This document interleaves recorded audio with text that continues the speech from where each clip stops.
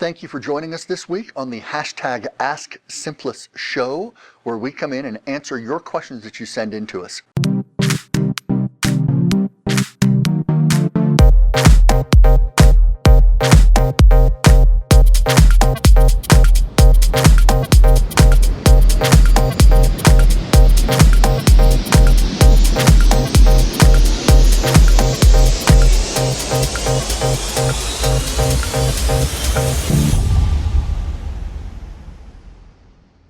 My name is Brad Warnock. I'm the head of sales operations and enablement here at Simplus, and I have been in sales and marketing in the tech industry for many years.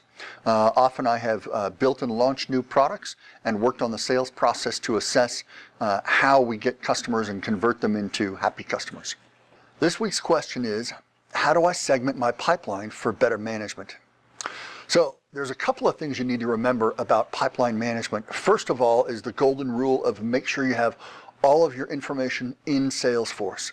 Sometimes there are companies that they're not very disciplined, big or small, and they'll have data outside of Salesforce. You want to have it all in there so you can analyze everything associated with your pipeline, okay?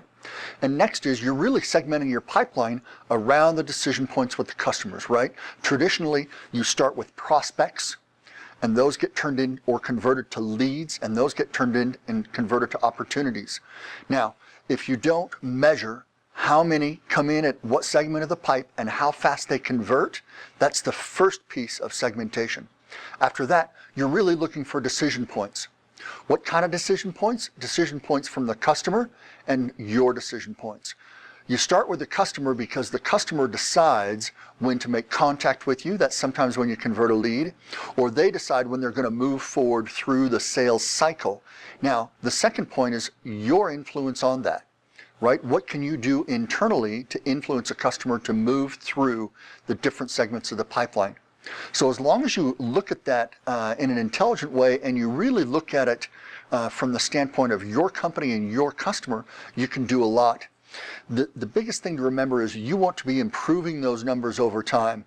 There are some industry standard metrics you can look at for sure, but you want to make sure that you're improving your internal numbers at all times and working prospects to leads to opportunities to close win as best you can. Thanks for joining us this week. We appreciate it. If you'd like more information, reach out to us on Twitter at SimplusNow or hashtag AskSimplus.